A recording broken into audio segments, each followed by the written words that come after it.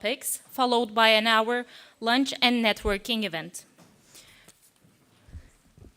This morning, we will begin our session with our first presenter, Aslan Udin, who is studying MSc in History. And today, we will hear from Aslan on verifying early Islamic history using new techniques. Please welcome Aslan.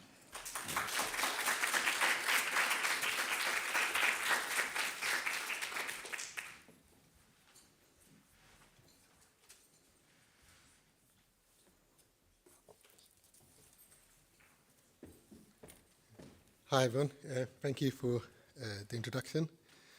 So essentially, Islamic history, what is it? It's essentially a history of a Muslim, but the calendar is slightly different because it is based on a lunar calendar, and it essentially starts off when the Prophet Muhammad migrated from Mecca to Medina. So that's when the calendar starts. And he died in the 11th year after migration, which equates to 632 CE. So the dates I give in this presentation are in Islamic calendar.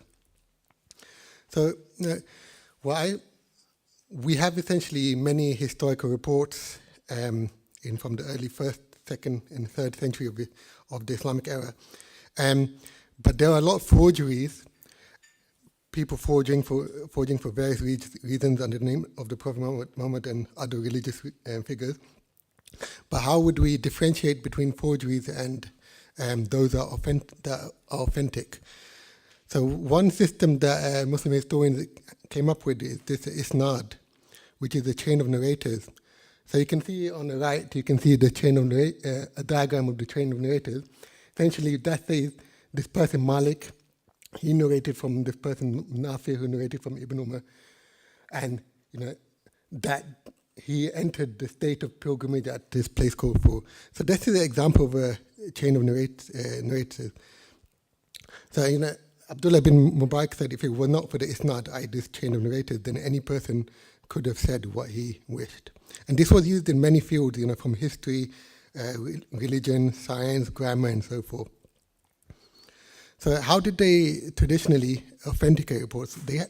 To authenticate a report, they had 5 criteria that they needed to meet. The chain needs to be connected, so each person in the chain of narrators needs to have met and taken this report from the other person. Each transmitter or narrator should be honest and upright in their character, so they don't lie. And each of them should be reliable and accurate in narrating, whether they're narrating from their memory or from a book. The report should be free from irregularity and also free from any hidden flaws. So after that process of authentication, then you can grade the reports by are they authentic or fair or weak or forged. Now, what was used in the 1st and 2nd century, the dictionaries were made by various scholars to criticize the various narrators to determine who is reliable and who's got bad memory and so forth.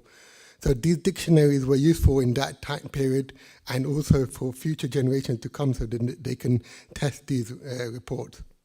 Even popular figures were critiqued. What techniques that used to be used was someone would go and test the narrator to see how the memory is, or they would check against dates and so forth. You can also divide the reports by, do they give certainty? So if a report is narrated by so many people that it is inconceivable that they all conspire to lie, that's called a mass transmitted report.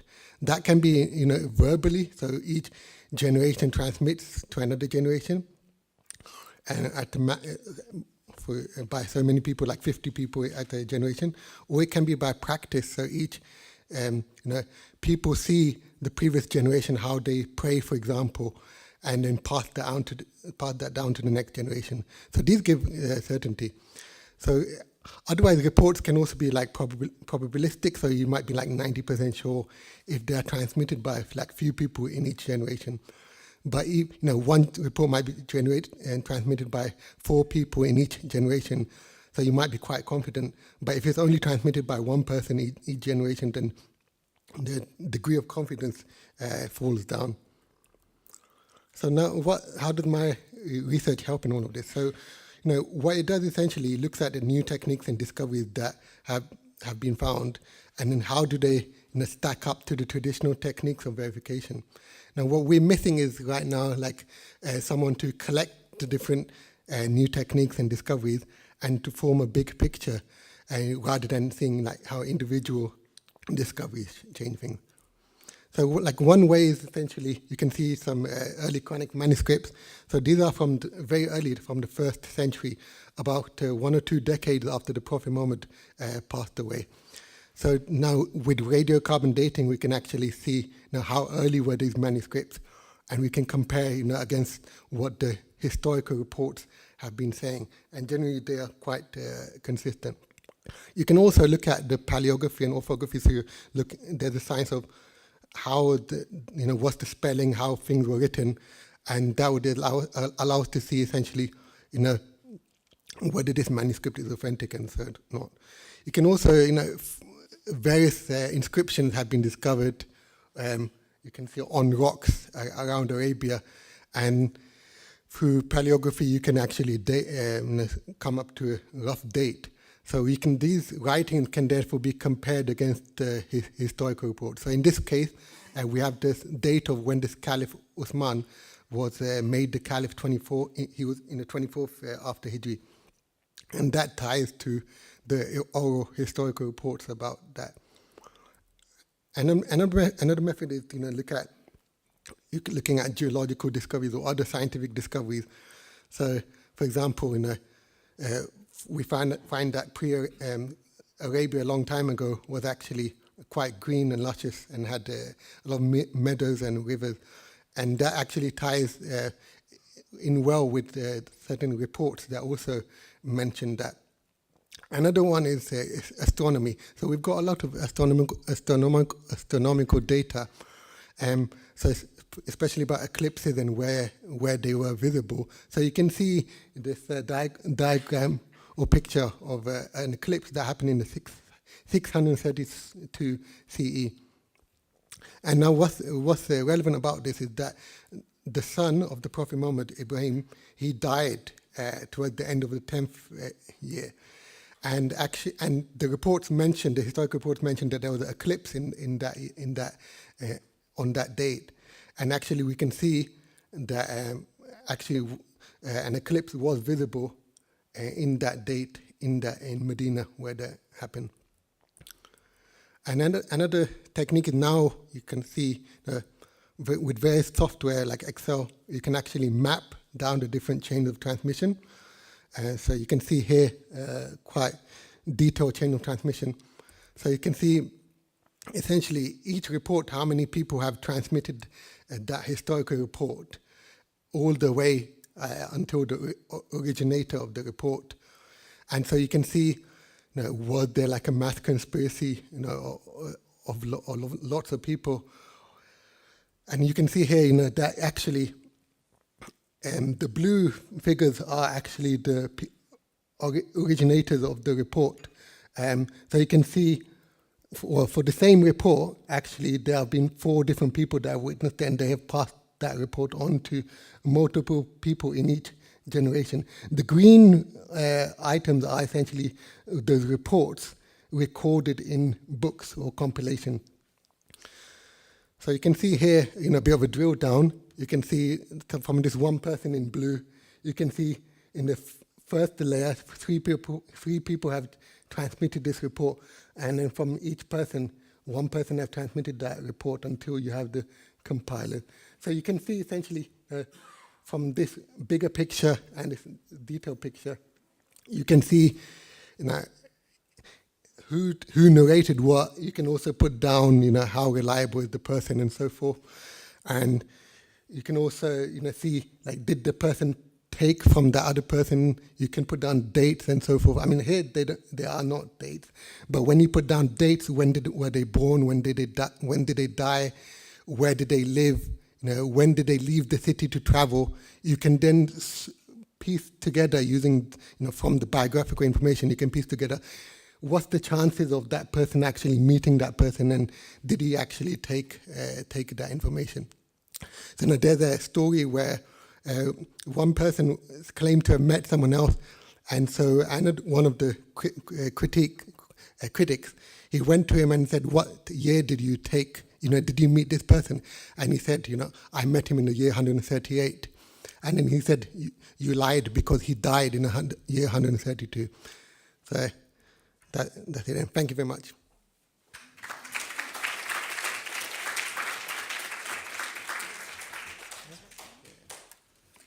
Thank you, Aslan. Now we have some time for questions.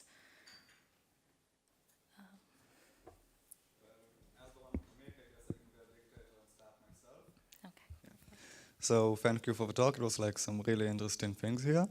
One thing which I was kind of wondering about, you talked about all sorts of ways where the information was verified, where one of it was where if enough people, say a whole town, would also say a story, then okay, it was kind of where if everyone's saying it, then surely this did happen. However, I'm imagining it could be very easy for some story to say just spread by word of mouth and things along those lines. So, do you know of any cases that perhaps false or misleading historical stories about the Quran of Prophet Muhammad and so on spread like that, where just it was where a whole town, for example, was saying something was simply false? Thank you. So essentially, you look at the chain of narrators at each generation. So it can't be, it could be that if many people are transmitting something in the 2nd century, but when you look into it in detail, it all boils down to one or two people right at the end. So that's all part of the investigation. You see in each generation how many people narrated this report. So, for example, in the first generation, like 10 people narrated it, second generation, like 20 or so forth. That's how you can sort of, by, for example, putting all of these diagrams in Excel, then you can reduce the chances of that mass conspiracy. But if you have like 100 people in each generation narrating it, and you've got the chains and who's saying it, then yeah, the chances of conspiracy are very low. Thank you. I see, thank you.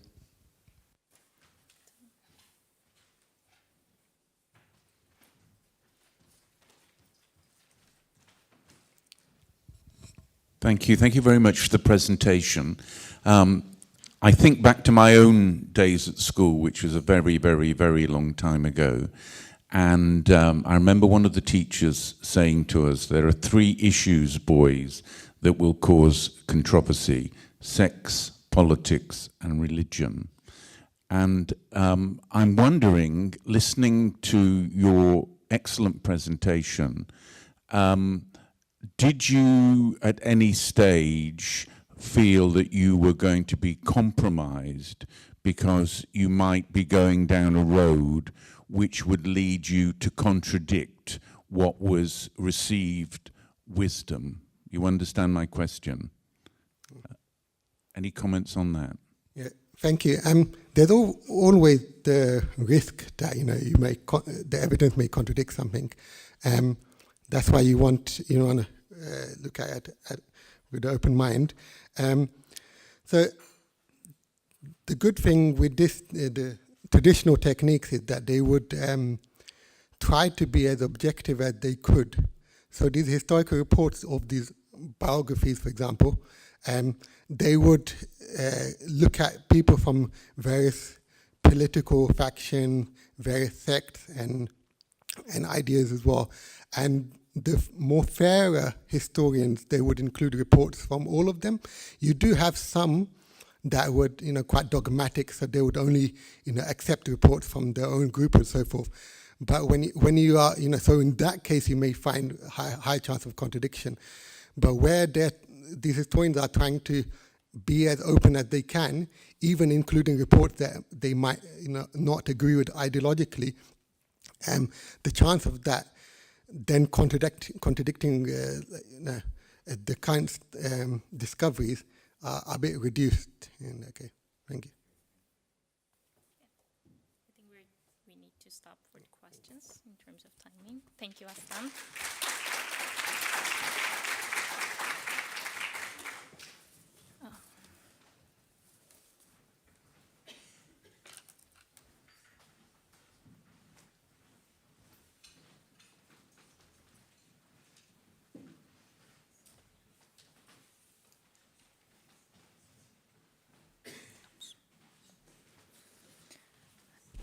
Let's welcome our second presenter, Francesca Melle, a fourth-year PhD student in the Department of Chemical Engineering and Biotechnology. Today we're going to hear from Francesca about the metal-organic framework in fighting pancreatic cancer. The floor is yours, Francesca.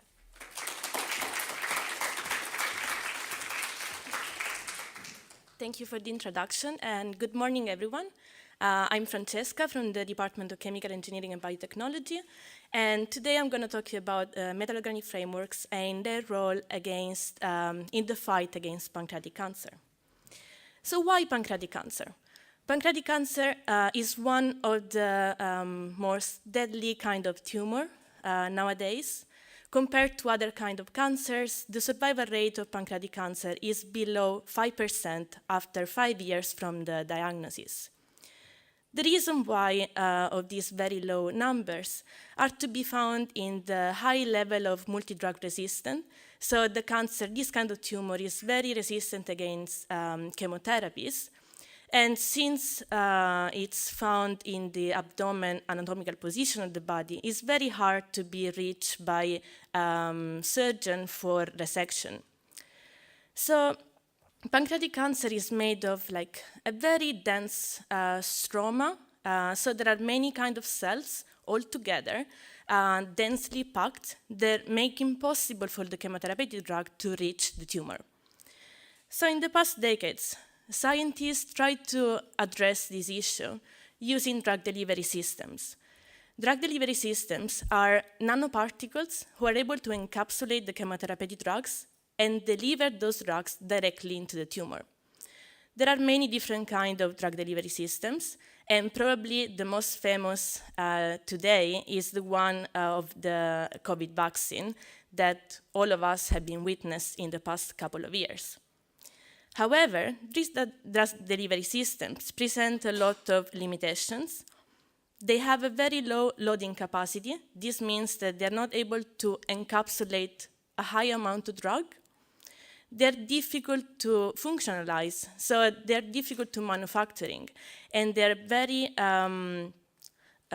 sensitive to storage conditions. So if we think again about the vaccine, it has to be shipped all over the world in minus 80 degrees freezers.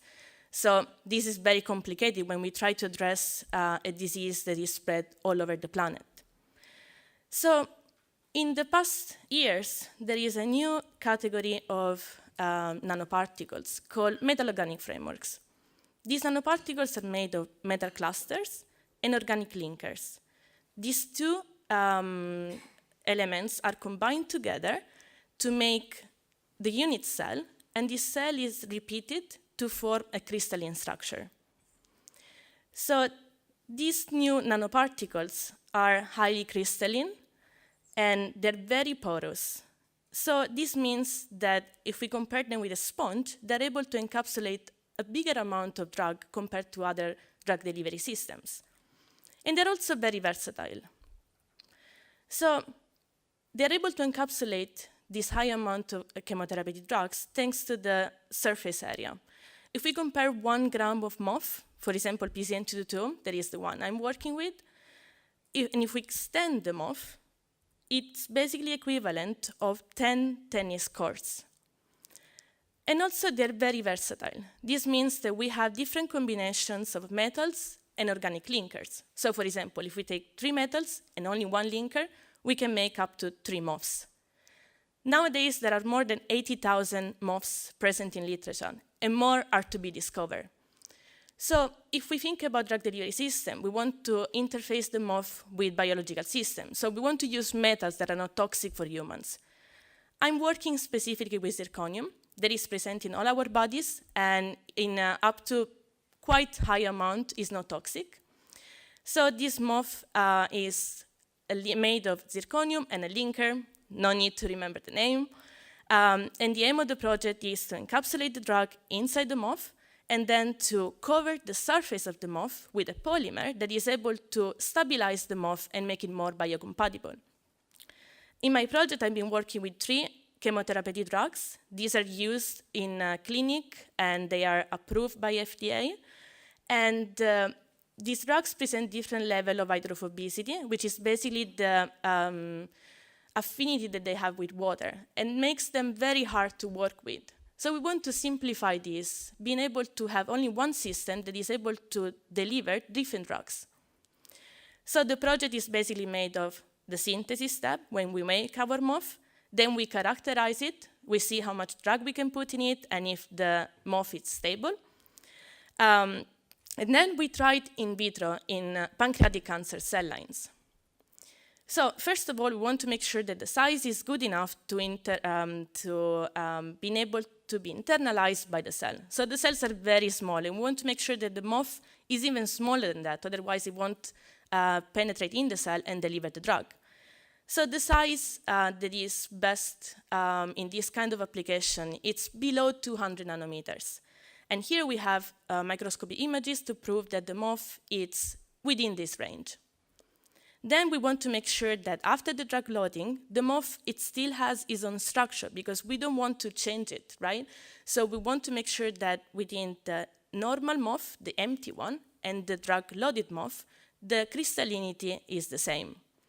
And then we want to make sure also that the surface of the MOF doesn't have any charge, because if the particle is charged, so it has like positive or negative charge, it doesn't interact well with the cell membrane. So again, it's not possible to enter inside the cell. And we proved that with measuring the zeta potential of the surface. So we take all this information together, and then we move into the biological application. So, as I said before, pancreatic cancer is very heterogeneous, so we want to make sure that the MOF is able to behave properly with different kinds of cells. And we took 3 different cell lines, all pancreatic cancer, but from different origin. And we want to make sure that the MOF on its own is not toxic, because the toxicity that we want to find, it needs to be done from the chemotherapeutic drug and not the material itself. So here you can see the viability of our MOF in the 3 different cell lines, and you can see that the viability is always around 100%, even when we increase the concentration of the MOF. Then we want to see if the MOF is able to go inside the cell. To do so, we use confocal microscopy. This is a fluorescent technique. So here you can see the cell, and the MOF is the red one. And you can see that the MOF is within the border of the cell that are in green. And the blue one is the nucleus of the cell. So it's the core, the central part of the cell. So we are able to see the MOF inside the cell. So the MOF is not toxic, and it can go inside the cell. Can it deliver the drug? So this was the next step. Now, the chemotherapeutic drugs on their own are very toxic, but their main issue is that while they're going to the tumor, they're also causing a lot of toxicity on normal cells. And this is the cause of all the side effects that we have in chemotherapy. So we want to make sure that the drug delivery systems are able to reduce this toxicity while on the way to the tumor. So we compare the free drug and the drug loaded into the MOF, respectively on the left and the right panel. And we see here, this is a live imaging, so we see how the cell behave while under the drug and the MOF effect. And when the drug on its own is actively performing on the cell died, 80% of the cell died in just 3 days. While when the drug is in the MOF, this is extended 2 days more, so they die after 5 days. And we check this also with other kind of analysis to show the slow release of the drug when encapsulated in the MOF. So in conclusion, we saw that metal organic frameworks are very promising material in cancer research, thanks to their high loading capacity, their easy functionalization, since they are biocompatible, and they are also photoluminescent, so good for imaging. And they provide a slow release of the drug, reducing the cytotoxic effect due to the chemotherapies. I want to thank my research group and all the people that helped me through my journey, my PhD journey, and also my sponsor, AstraZeneca. And thank you for the attention, and I'm happy to take any question.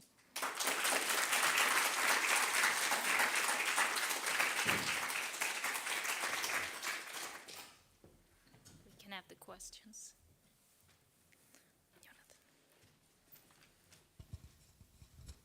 Hi, good morning. Thank you for the talk. It's super interesting. I think I have two questions for you. The first one is, do you think we can use MOF to encapsulate any drugs, or we can only do that to specific drugs? So thank you for the question. Very interesting ones. Yes. So I work with 3 different drugs, and they all have like different chemical characteristics. So my idea was to prove that that is very versatile and we can load any kind of drug. But on top of that, we are trying. So the last part of my PhD is also trying to deliver something bigger than the drug. So I'm trying to deliver RNA, which is the same at the base of the vaccine, the COVID vaccine. Thank you. Another question I have is, how does the MOF get into the cells? Is it a passive diffusion, or it has to be endocytosized? It's endocytosis. So due to the time, I didn't present it, but we ran also different experiment looking at like the different internalization pathways. And according to the size, it's also internalized through different endocytosis route. So we can control that, manage the controlling the size of the MOF itself. Thank you.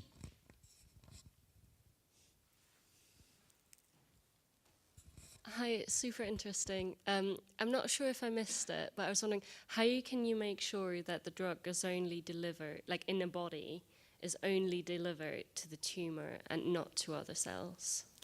Yeah, so scientists have been working on like trying to target the tumor using antibodies. So nowadays there are lots of antibody drug conjugate when they just take an antibody and the drug. So the antibodies are basically the kind of like key and key lock system. So if you have a protein on the surface of the tumor and then you have the correspective protein on your nanoparticle, then they match and they kind of recognize each other. So this could be a way, and we're also working on trying to put the antibody on top of the MOF and recognize the tumor. But the other important thing is that chemotherapeutic drugs work already. They are able to reach the tumor, but the problem is the timing. So by the time they reach the tumor, they disperse in the body and they cause a lot of toxic effect in all other places. So what doctors do is that they increase the amount of chemotherapeutic drugs in order to, just a small percentage that reach the tumor at the end, it's enough to kill the tumor.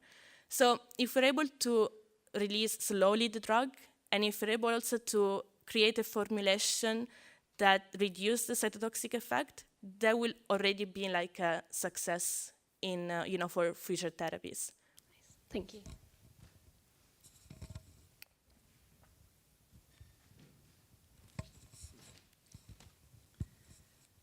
Thank you. It's beautiful work. Have you ever encountered any drug or a different substance that is difficult or seems to be incompatible to put inside a MOF? And if so, why that would be?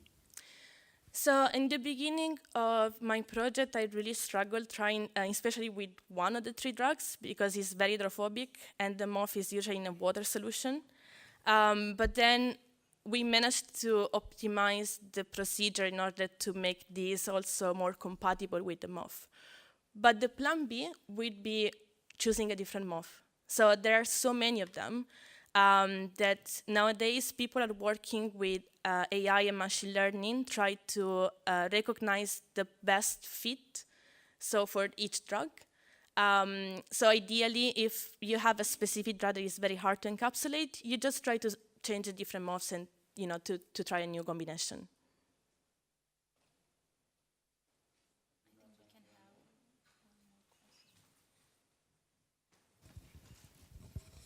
Hello, this is a very interesting talk. I really enjoyed it. I just wondering, do you think this particle can get through the blood-brain barrier? We know that the brain tumors can be very hard to cure, right? And the chemotherapy drug particles can very hard to get through this barrier. So do you think this particle can get through it and will help us to cure brain tumor maybe in the future? So some of my colleagues are working on the application of MOF for glioblastoma. That is a brain tumor. So in order to overcome the blood-brain barrier, you need either very small nanoparticles or nanoparticles who are able to use some of the routes that are already able to go from the other side.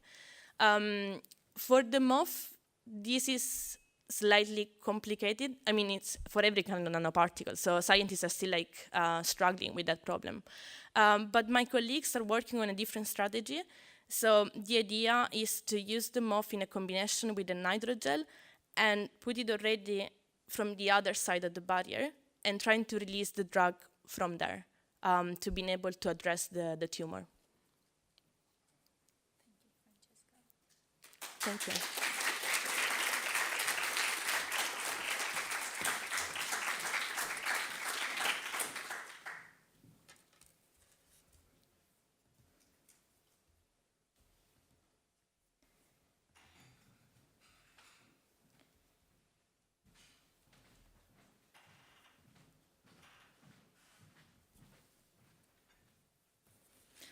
I want to introduce our third speaker, Benjamin Go, who is studying MPhil in world history.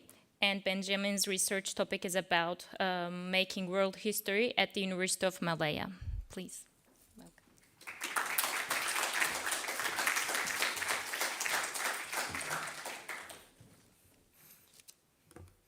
All right, test. Can people hear me if I speak at this volume? Yeah, okay, just see if this works too. Okay, all right.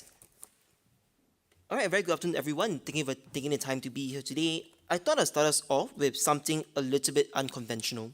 So what you see here on the screen is a meme from the movies Avengers Infinity War that was released in 2018. There is a reason why I'm starting with this. In this scene, Peter Quill, the character at the very top, is holding the gun in the top pane, and he's angrily asking Iron Man the question, where is Gamora? Now, having been dragged into space and having never encountered the Guardians of the Galaxy before, Iron Man replies, who is Gamora? Drax, the character at the bottom, asks a rather sarcastic question, why is Gamora? The reason why I am choosing to start us off with this meme of Infinity War is because I think it's actually quite a good parallel, ironically enough, of the discussions we've had about world history at the level of historians. Much like Peter Quill and Iron Man, world historians have asked the question, where can there be world history? We've asked the question, who is a world historian? And as these two pieces in the leading history journal, the American Historical Review, show, we've asked the question, what is world history? However, what we have neglected to ask as world historians are two rather important questions. Why do world historians do world history?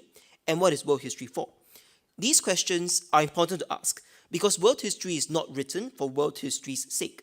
Rather, world history is, and it continues to be written at specific junctures that responded to specific moments and happenings in time over time as well.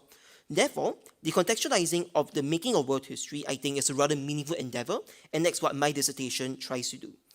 My dissertation, broadly speaking, examines the world history making of 5 historians based at the University of Malaya in the 1950s and the 1960s. I'm just going to go through them very briefly. This is Cyril Knockwood Parkinson, Kennedy Gordon Tregoning, Wang Gangwu, Wang Lingken, and over there, Dax Eunice Teo.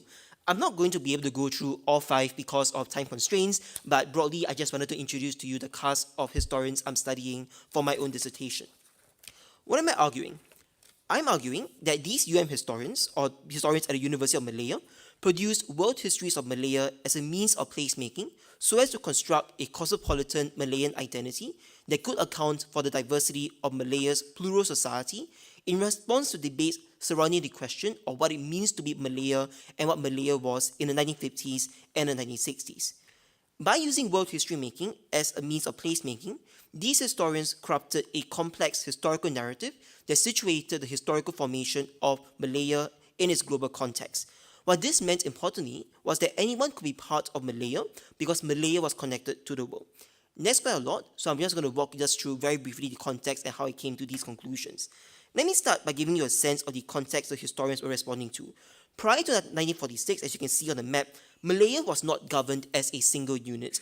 The colors on the map in this map, the 1939 map and the 1942 map, signify different administrations and different forms of rule, both direct and indirect, by the British, the Japanese, as well even by Thailand or back the Kingdom of Siam.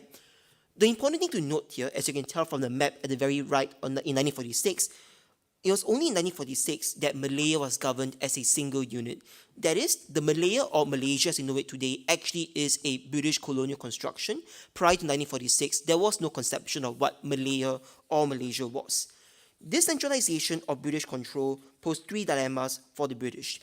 The first was a definitional dilemma. That is the question of what is Malaya and in what forms does Malaya exist, given that Malaya did not previously exist prior to 1946. The second dilemma was a dilemma over diversity. How could one go about building a nation from a set of territories that had little in common with each other apart from just being British colonies?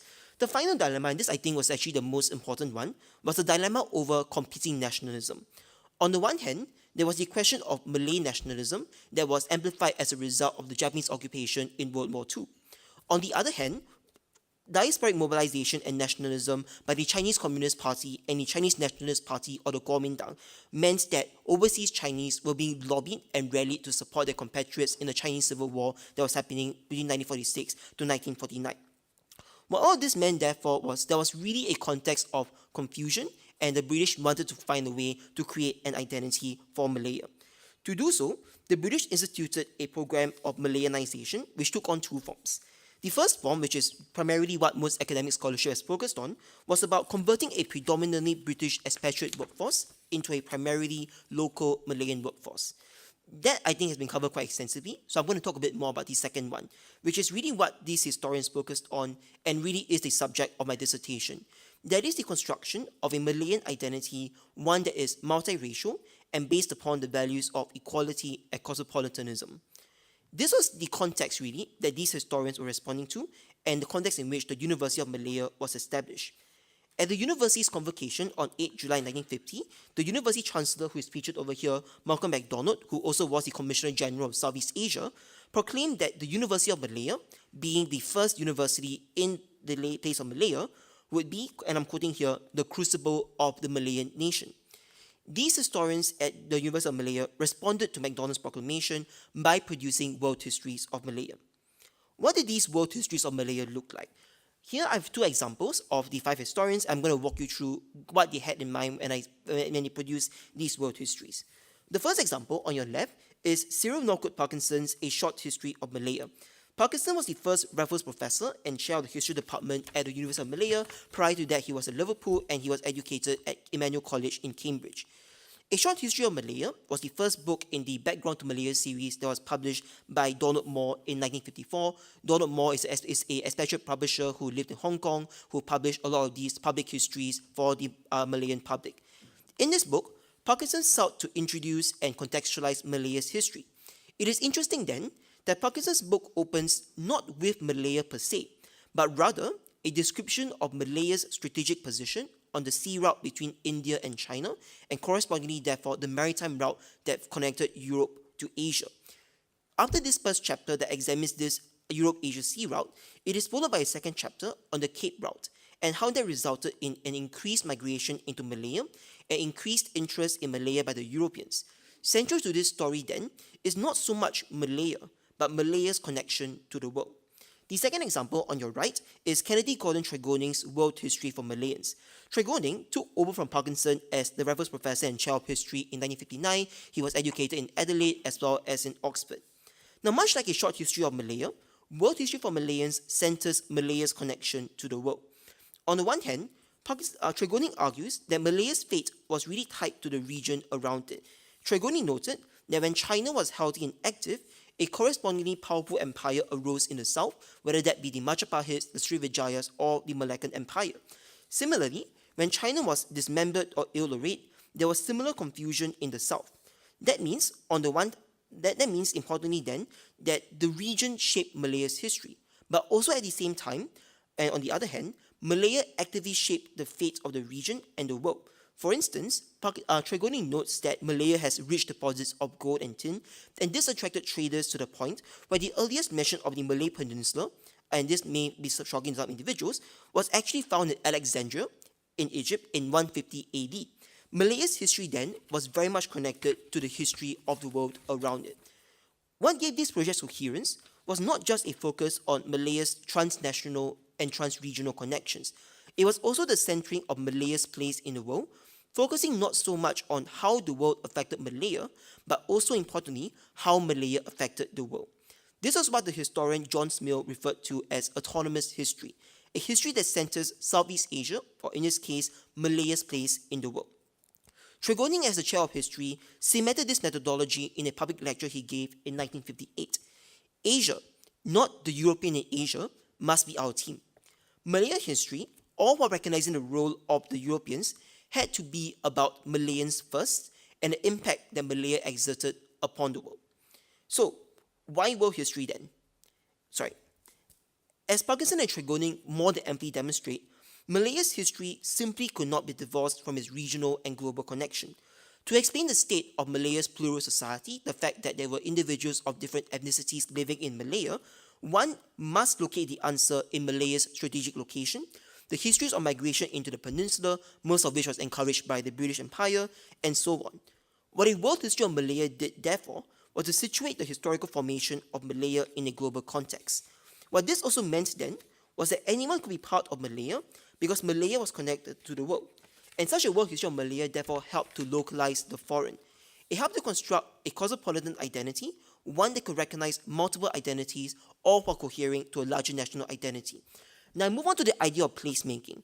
Anthony Smith, in his study of nationalism, distinguishes between two forms of nationalism: a territorial nationalism rooted in loyalty to place, and an ethnic nationalism rooted in loyalty to an ethnicity. A world history of Malaya functions as a means of placemaking and allows for the territorial nationalism to be built as a result. So, by way of conclusion, let me go back to the two questions I asked at the start. Why do world history, and what is world history for? In the case of these historians, world history served as a tool for nation building. While you might think that these two things are diametrically opposed, that is, national and world history, what these historians show is that in the cases of globally connected societies and nations like Malaya, the two were actually mutually constitutive. Thank you.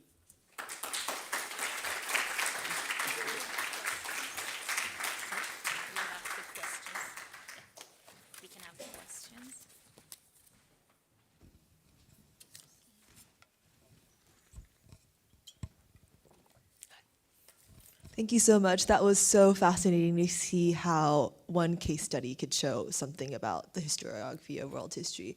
My question is about the fact that, like, the first thing that stood out to me, one of the first things that stood out to me was that slide with the 5 historians, and you used photos of them. And they are quite obviously, some of them are, as you later mentioned, British and trained by British institutions, and the others, you didn't necessarily touch on where they're from, but they clearly look Asian, they look possibly Malaysian. And I was wondering if any of their different perceptions of how to situate Malaysia in world history might be influenced or not be influenced by their identity. So that's a good question. It's something that I'm doing in my dissertation actually. So these historians I've categorized into 2 generations. The first generation, which is Tregoning and Parkinson, British educated, also white. And I think what that meant therefore was they spent a lot of time focusing on English sources because they couldn't really read other indigenous languages. The other 3 historians, so Prof. Wang, Prof. Teo, and Prof. Wong, all Chinese Singaporeans or Asian, made use of quite a lot of Asian sources. So I think the background affected the kind of sources that he used and therefore the histories that he wrote. So while the 2 British historians focused primarily on British connections, people like Prof. Wang focused on the connections between Malaya and China, for instance. Yeah.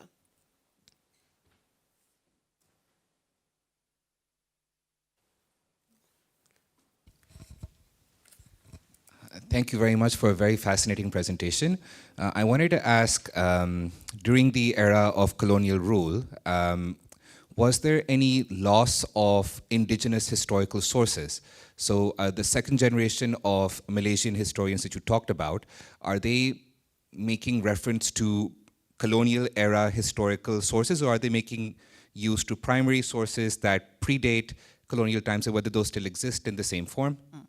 Yeah, so I think there's 2 kind of ways to respond to that question. The first way is that actually a lot of the kind of previous histories of Malaya actually were used as oral history. So things, for instance, like the Sejarah Melayu, they were actually transcribed over time by people passing down that story across generations. What was interesting though was that this second generation focused a lot on archaeology. So Prof. Wang, for instance, led expeditions into Kedah to look at old Islamic architecture as well as old Islamic artifacts. So I guess to that end then, the kind of sources that they used was also available. They just needed to dig for it.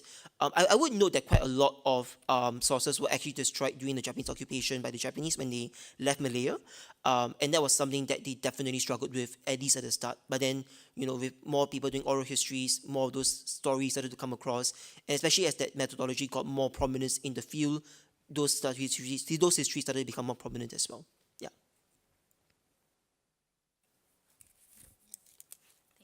Thank you.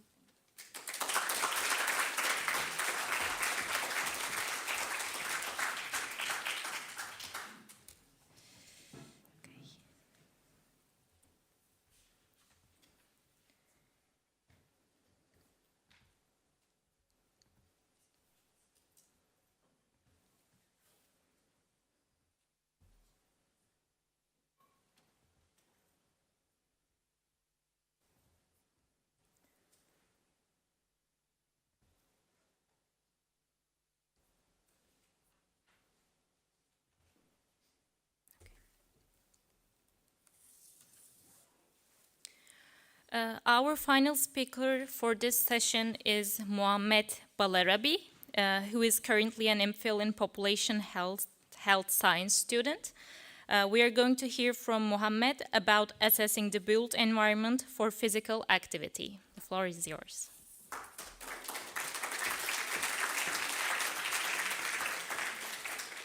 Okay, thank you. So my work is part of my dissertation currently ongoing.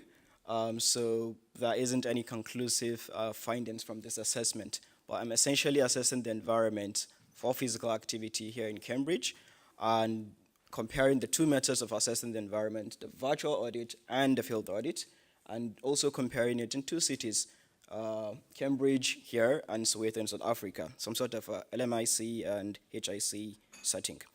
I have a question for you all. How many minutes of physical activity have you had today? Don't worry, I haven't had enough either. But this is often because when we think of physical activity, the first thing that comes to our mind is the vigorous intensity physical activity. These are physical activity levels that require time commitment, some level of infrastructure, ability to do, and other things, and are not easily able to regularize. However, the WHO says that any bodily movement produced by skeletal muscles that requires energy expenditure is deemed physical activity. So your commute to this place today is physical activity. So you've done physical activity, and any sort of activity that you do on a regular basis, going to work, cycling, walking, is physical activity. We know that physical activity reduces symptoms of anxiety, depression, and enhances cognitive abilities. We also know that prevention and management of non-communicable diseases, physical activity helps in that. We also know that physical activity is crucial for healthy growth, especially of adolescents. For more evidence in the literature is that physical activity outcomes are actually significantly associated with the futures of the environment. So in high-income settings, the disadvantaged areas have been shown to have inadequate infrastructure for physical activity. However, this evidence is usually lacking in low and middle income settings that are highly rapidly urbanizing. Now, more numbers from the WHO. 1 in 4 people, adults around the world, do not meet the recommended levels of physical activity. There is a 20 to 30% increased risk of death to people who are insufficiently active compared to those that are. And also 80% of the world's adolescent population are insufficiently physically active. So this is the WHO's Global Action Plan on Physical Activity. And at the heart of that is active environment. I would like to think that my work sits in this place. Now, active environments is that which supports physical activity, where amenities and infrastructures are available to protect and encourage pedestrians to do physical activity. So how do we assess the built environment for physical activity? In 3 ways. Perception, and here in perception, basically, we ask people or get perception of people of their own environment, their neighborhoods to which they're exposed to. How do they think about the environment? Is it is it walkable? Is it suitable for physical activity? Another form is in observation. And in observation, you physically or virtually assess the environment by trained auditors usually. And the last one is geoprocessing, the use of geospatial analysis, shapefiles, the use of QGIS and other softwares to analyze the environment. Now, what are the tools to do that? There are quite a few tools. Some of them are, for example, the Stanford Neighborhood Discovery Tool, the Maps Global Tool, the News, and the Spotlight. These are just some of the popular ones among many others. Now, my research aim is to identify, quantify, and qualify the infrastructure for physical activity in Cambridge, and then to evaluate the validity and reliability of using the two methods of assessing the built environment for physical activity, the virtual audit and the field audit. And lastly, to analyze the effect of local environment familiarity on virtual audit. Now, this then divides my work into two parts. The first part, which is the validity and reliability of the two methods, as well as the spatial distribution of the infrastructure for physical activity, will be done here in Cambridge. However, the second part, which assesses the reliability of the familiarity of local environment on a virtual audit, will be done in collaboration with researchers at the Global Data and Activity Research Network in South Africa, Soweto. And basically what we're trying to do there is to see if people who haven't been to Cambridge can virtually assess the environment in Cambridge, and people who haven't been to Soweto can actually virtually assess the environment in Soweto. So my research tools, I've chosen the Maps Global because it's been used in the Soweto audits already, and it's versatile and can be adapted to local environments. And I'm using the QGIS tool for my mapping. My virtual audit is on Google Earth Pro and RedCap for data collection and storage. So this is an outline of my methods. And basically, I have selected the highest and lowest deprived areas in Cambridge to see disparities across different levels of deprivations. And at the end of it, what I hope to do is to have a spatial correlation analysis to see if features that support physical activity are clustered in certain areas or evenly distributed in those areas, and also to see if there's reliability of the two methods, and also to check if there is an agreement between my virtual audit in Cambridge, which I did physically, and those from the people in South Africa who haven't been to Cambridge and have done it. So this is my two areas, King's Hedges and Newnham. King's Hedges is a high deprived area, and Newnham is a low deprived area. And the lines you can see there are the routes I've selected. So what am I doing in each of the routes? So I am replicating the daily commute experience of the people there, moving from the household to a point of interest, which could be any commercial area, and along the routes, what are people exposed to? Traffic, street lights, bus stops. What are those things that would either encourage grocery stores, greenery? What are those things that could encourage people to do physical activity or otherwise? So this is an outline of a route, a typical route, and it's in segments and crossings. So along segments, which is from one part of a segment, a pathway, before a crossing, what are the things that are available, and along the entire route, which is in yellow, what can I see? I also look at cul-de-sacs, which a lot of them are here in Cambridge, and also look at parks, because parks also encourage people to do physical activity. So the variables I'm collecting, the